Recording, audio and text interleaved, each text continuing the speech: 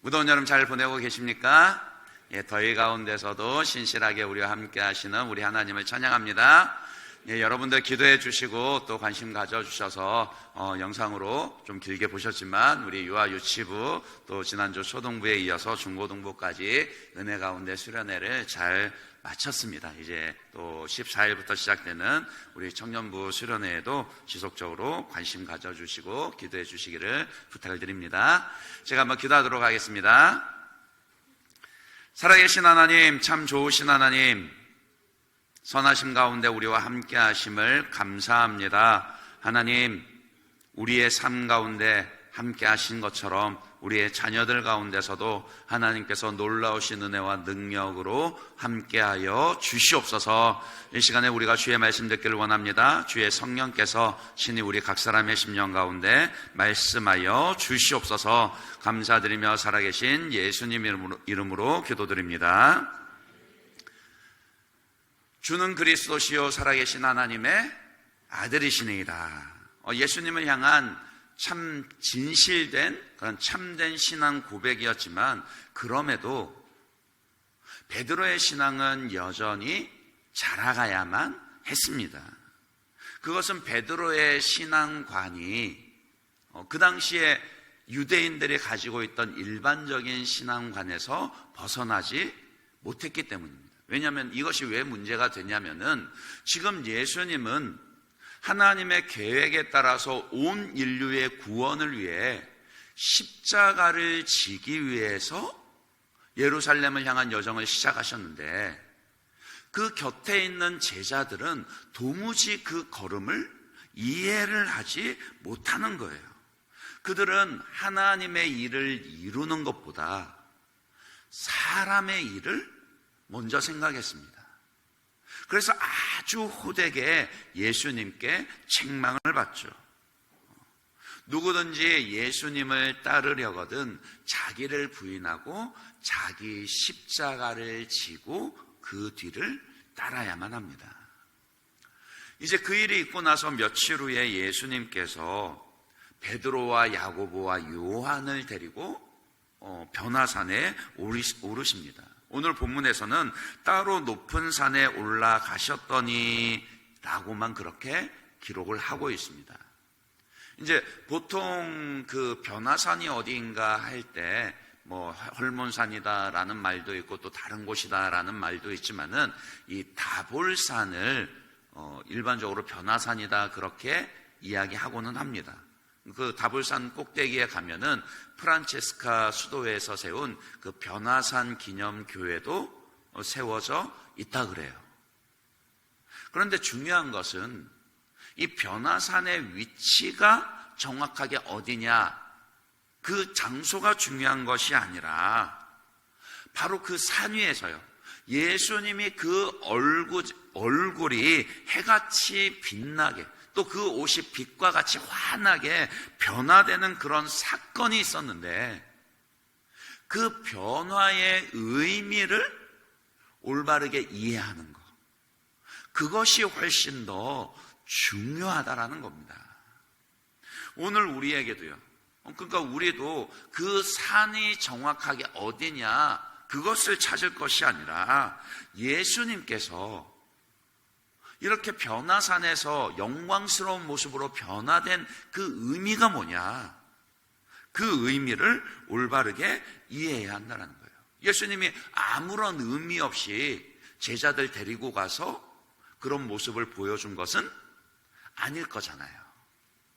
오늘 9절에도 보시면은요, 9절에 그 3명의 제자들에게 9절 하반절에 뭐라 그러시죠? 인자가 죽은 자 가운데서 살아나기 전에는 본 것을 아무에게도 이르지 말라, 그렇게 경계를 하세요. 그런데 그 말씀을 뒤집어서 생각을 해보면요, 어떤 의미입니까?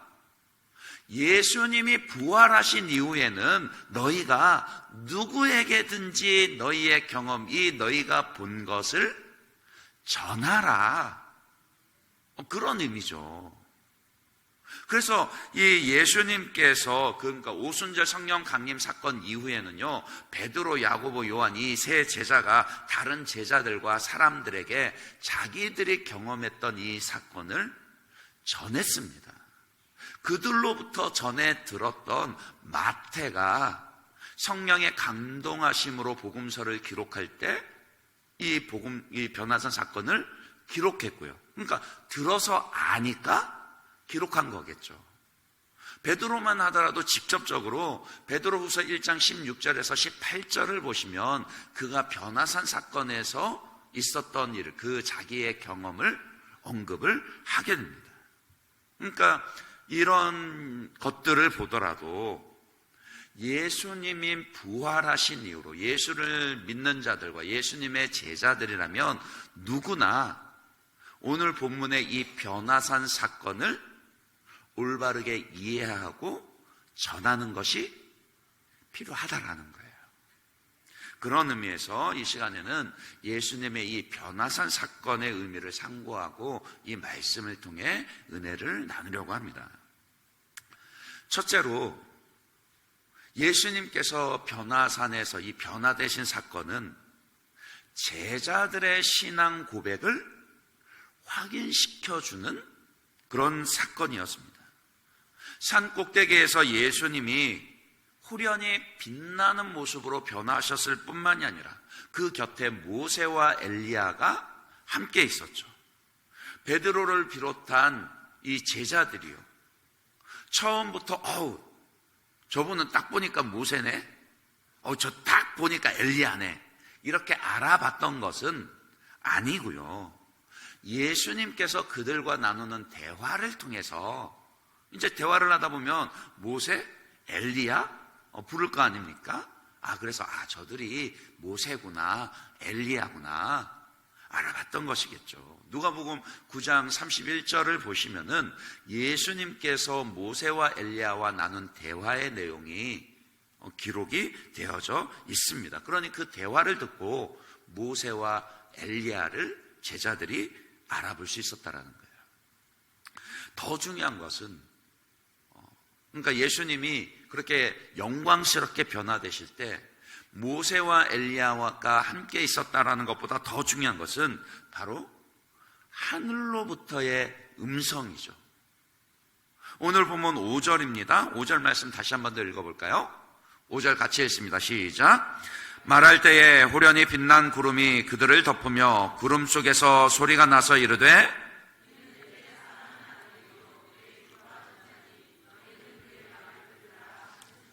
아멘.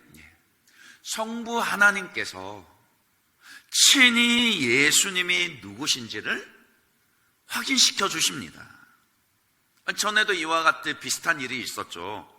바로 예수님께서 공생애를 시작하시며 세례를 받으실 때요, 하늘이 열리고 성령께서 비둘기같이 그 위에 임하시며 하늘에서 음성이 소리가 나서 이르되 이는 내 사랑하는 아들이요 내 기뻐하는 자라. 그런 일이 있었습니다. 그런데 지금은 그때보다도 훨씬 더 영광스러운 모습을 하고 계신 예수님을 향하여서 하나님이 확언해 주시는 거예요. 이는 내 사랑하는 아들이요 내 기뻐하는 자니 너희는 그의 말을 들을지어다. 예수님을 가리켜서 하나님의 아들이라 그렇게 성부 하나님께서 증언해 주십니다. 제자들의 신앙 고백이 뭐였어요? 예수님을 향하여서 주는 그리스도시요 살아계신 하나님의 아들이십니다. 그거였잖아요.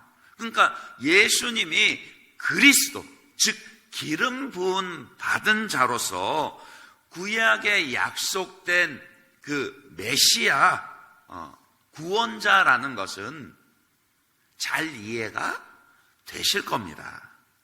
예수님은 우리를 죄와 사망과 사단의 권세에서 구원하시는 메시아, 구원자십니다. 그런데 예수님께서 구원자이신 것과 예수님이 하나님의 아들이신 것이 무슨 상관이 있을까요? 바로 하나님의 아들만이 유일한 진정한 구원자가 될 수 있기 때문입니다. 이것은 하나님의 은혜가 아니면 도무지 깨달을 수가 없습니다. 그래서 베드로의 신앙 고백을 들었을 때에 예수님께서 바요나 시몬아 내가 복이 있도다. 이를 내게 알게 하니는 혈육이 아니라 하늘에 계신 내 아버지시니라. 그렇게 굉장히 기뻐하시며 칭찬해 주셨죠. 하나님의 아들만이 죄가 없으십니다.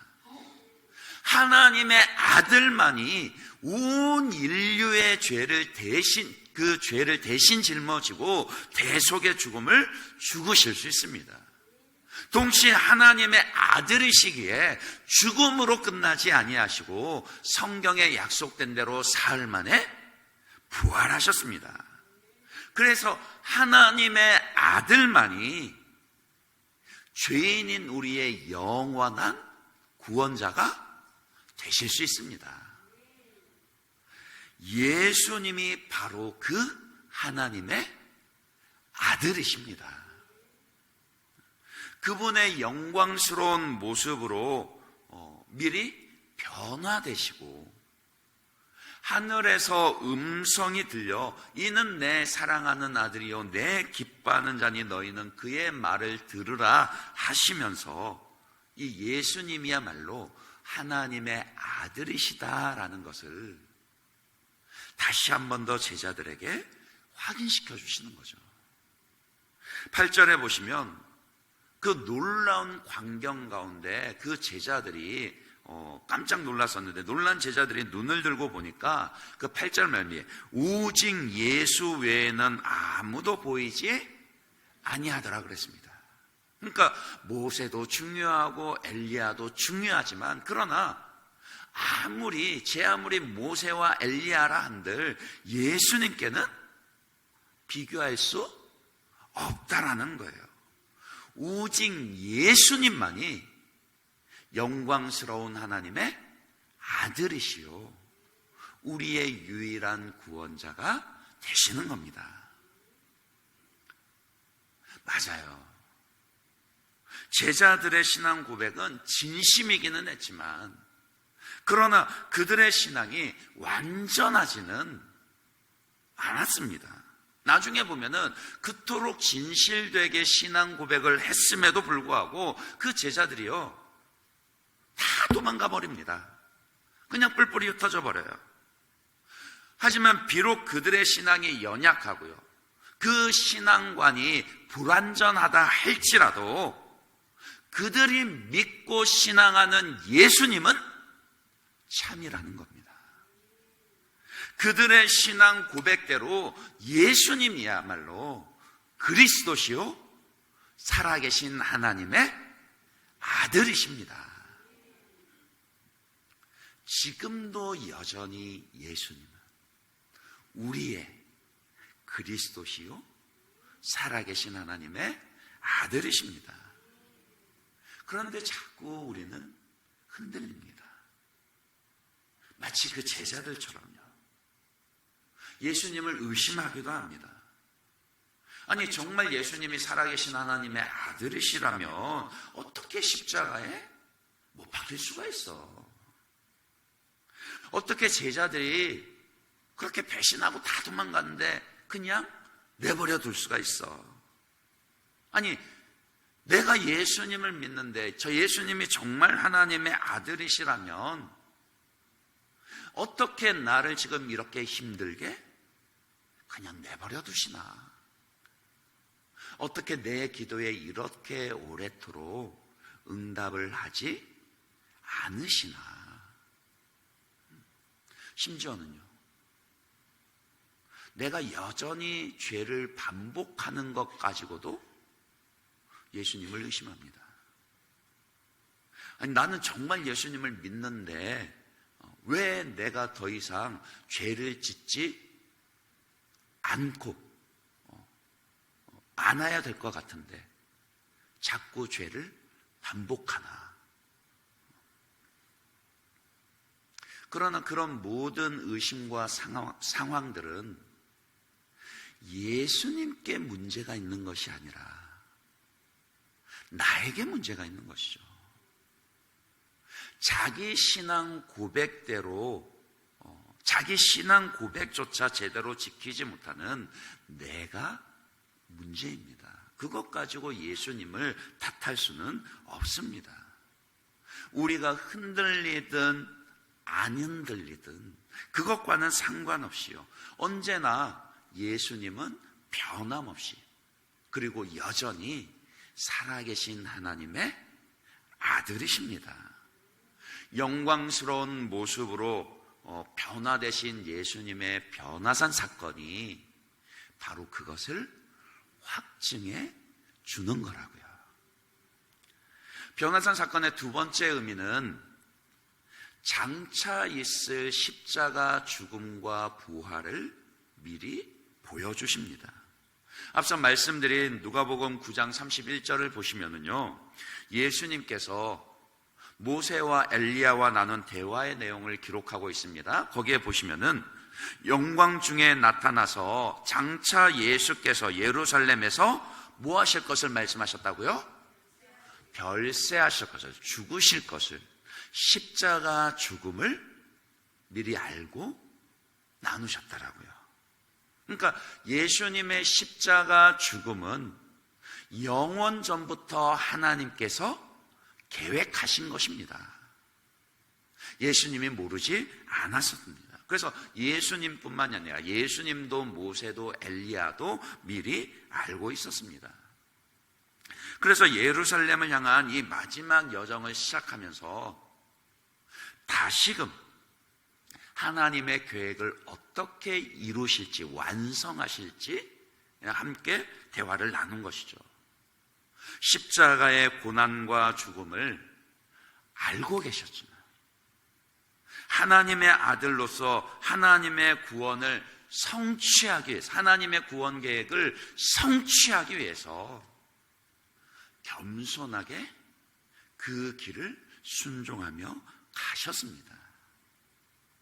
그러니까 예수님은요, 제자들에게만 누구든지 나를 따르려거든 자기를 부인하고 자기 십자가를 지고 나를 따를 것이니라 그렇게 말씀하신 것이 아니라, 그 말씀하시기 전에 예수님이 먼저 하나님의 그 뜻을 이루시기 위하여서 먼저 하나님의 아들이신 예수께서 자기를 부인하고 십자가의 길을 가셨다라는 거예요. 그리고 예수님은 십자가 너머의 부활도 미리 내다보고 계셨습니다. 9절 말씀 다시 볼까요? 아까도 봤지만은 9절 말씀 하반절 보시면, 인자가 죽은 자 가운데서 살아나기 전에는 본 것을 아무것도 이르지 말라. 인자가 죽은 자 가운데서 살아나기 전에는, 그러니까 예수님께서 죽은 자 가운데서 다시 살아날 것을요, 부활을 미리 말씀하시는 것이죠. 후련히 빛나는 모습으로 변화하시며, 그 모습이 어떤 모습입니까? 부활 후에 영광스러운 모습을 보여주시는 거라고요. 비록 지금 당장은 이 변화산에서는 베드로도 야고보도 요한도 자기들이 들은 이 말씀도, 자기들이 본 경험도 제대로 다 이해하지 못했습니다마는, 그러나 예수님은 하나님의 계획대로 십자가의 죽음과 부활을 바라보고 계시고 그것을 향한 걸음을 내딛고 계셨다라는 거예요. 이런 생각 들지 않으세요? 왜 하필 모세와 엘리야였을까요? 구약에서 모세는 율법을 대표합니다. 엘리야는 선지자들을 대표합니다. 그러니까 모세와 엘리야는 구약의 율법서와 선지서를 대표하는 인물들이라 그렇게 볼 수 있습니다. 그런데 더 큰 이유, 더 중요한 이유도 있다라는 거예요. 신명기 18장 15절에 모세는 이런 예언을 남겼습니다. 내 하나님 여호와께서 너희 가운데 내 형제 중에서 너를 위하여 나와 같은 선지자 하나를 일으키시리니 너희는 그의 말을 들을지니라. 그리고 말라기 4장 5절에는 엘리야에 대한 이런 예언이 있습니다. 보라, 여호와의 크고 두려운 날이 이르기 전에 내가 선지자 엘리야를 너희에게 보내리라. 그러니까 이 모세와 엘리야를 통해서 하나님께서 마지막 종말 때가 되면은 모세와 같은 한 선지자 그리고 엘리야를 보내겠다라고 예언을 하신 거예요. 모세와 같은 한 선지자는 예수님 자신입니다. 그리고 다시 보내겠다 말라기에서 예언한 엘리야는 세례, 오늘 13절에서 가르치시는 대로 세례 요한을 가리키는 겁니다. 이 종말의 예언이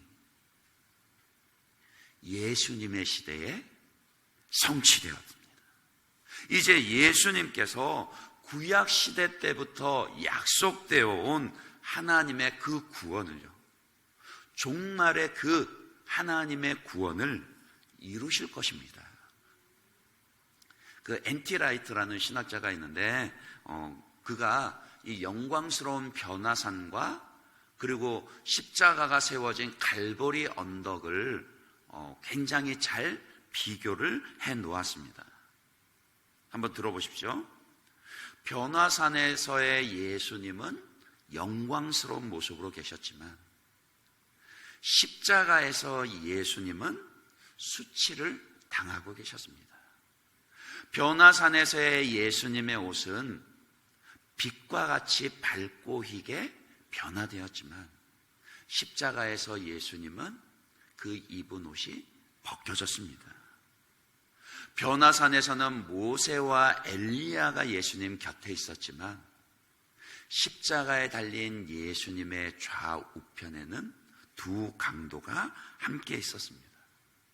변화산에서는 빛난 구름이 하늘을 덮고 있었지만 십자가에 달리실 때는 캄캄한 암흑이 온 세상을 덮고 있었습니다. 변화산에서는 하늘의 음성이 있어서 이는 내 사랑하는 아들이요 내 기뻐하는 자라 하셨지만 십자가에서는 이방인 백부장이 그는 진실로 하나님의 아들이었도다 그렇게 증언을 했습니다. 이 변화산과 십자가는요, 이 비교를 가만히 생각해 보면 예수님은 이토록 영광스러운 변화산의 자리에서도 십자가의 수치와 죽음을 바라보고 있었다라는 것을 생각하게 됩니다. 예수님이 가신 십자가의 길, 그것은 하나님의 뜻을 이루는 길이요 하나님을 기쁘시게 하는 길이었습니다. 그리고 그 길만이 유일한 구원의 길이었습니다. 그리고 지금 우리는 예수님이 가신 그 길을 뒤따르고 있습니다. 예수님이 영광의 그 변화산에서 십자가의 언덕을 바라보았듯이 이제 우리는 십자가의 길에서 영광의 산을 바라보아야 합니다. 예수님을 뒤따르는 십자가의 길이 힘들고 어려울 수도 있기 때문이죠. 산을 하나 오르더라도 오르막 내리막 얼마나 반복을 합니까? 그런데 이 길이 진정 구원의 길이라면 왜 고난의 순간이 없겠습니까? 그러나 그럼에도 우리는 이 길 끝에 무엇이 있는지를 알고 있습니다. 예수님 때문에 알고 있습니다. 변화산에서 보여주신 예수님의 영광스러운 모습처럼 그분을 뒤따르는 걸음 끝에는 우리도 영화롭게 될 것입니다. 모세와 엘리야뿐만이 아니라요, 우리도 예수님과 얼굴과 얼굴을 마주 대하듯이 함께하게 될 것입니다.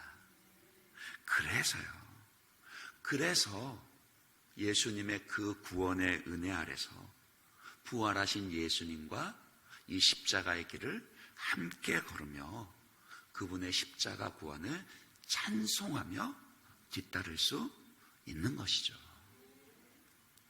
오늘 말씀을 이렇게 적용하며 마무리하려고 합니다. 산을 오르시고 산에서 내려오셨습니다. 높이의 변화가 있었죠. 가만 한번 생각해 보세요. 그때의 예수님은 베드로와 야고보, 요한 형제를 데리고 변화산을 오르셨습니다. 그곳에서 영광스러운 모습으로 변화되는 것을 보여주셨죠. 그들의 신앙 고백대로 예수님 자신이 하나님의 아들이심을 확인시켜 주셨고, 그 영광의 자리에서 십자가를 바라보고 계심을 알려주셨습니다. 그래서 그곳에만 머무르지 않으셨어요. 십자가의 길을 바라보고 계셨기 때문에 다시금 산에서 일상의 삶으로 내려오셨습니다. 그리고는 십자가의 길을 걸어가셨죠. 저는 우리의 예배가 이 변화산과 같았으면 좋겠습니다. 매주일 예배의 자리가 영적인 변화산이 되기를요, 매주일 예배 시간마다 우리에게 이 변화산 사건이 반복되기를 기도합니다. 우리의 일상이 곧 예수님을 뒤따르는 십자가 길이어야 합니다. 세상에서 살아가는 우리 삶의 모습을 통해서 예수님 닮은 것이 드러나야 하고, 또 세상 속에서 하나님의 일을, 복음을 전파하며 하나님의 일들을 이루어야 합니다. 그런데 그 길이 녹록지가 않죠. 피곤하여 지칠 때가 있고, 두려워하여 움츠러들 때가 있고, 또 유혹에 넘어질 때도 있습니다. 그때마다 예수님과 함께 변화산에 올라야 한다라고요. 예배의 자리로 나오셔야 합니다. 영광스러운 예수님을 만나고 경험해야 하고, 십자가 길을 통해서 우리를 어디로 데려가시는지를 확인하고 힘을 얻어야 합니다. 그리고는 그 믿음과 능력을 가지고 다시금 산을 내려오듯이 우리 일상의 자리로요, 삶의 자리로 세상을 향해 나가야 합니다. 그렇게 매주일 드리는 이 예배가 저와 여러분에게 영적인 변화산이 되어야 하는 것입니다. 그 은혜가 오늘 우리 예배 가운데, 우리 예일교회 예배 가운데 항상 넘치게 되기를 주님의 이름으로 축원합니다.